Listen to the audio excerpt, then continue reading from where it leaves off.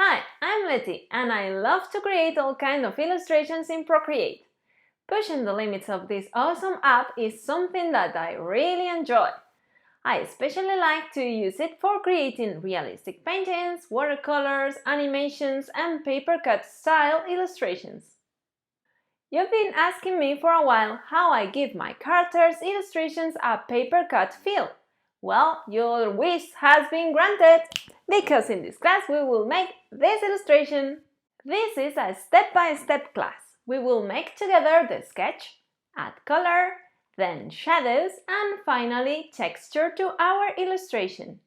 You can download all the custom brushes, palettes, drawing studies, my sketch, and also the images that you will need to draw along with me. Basic knowledge of Procreate is recommended but not required to take this class. Having said that, let's get started!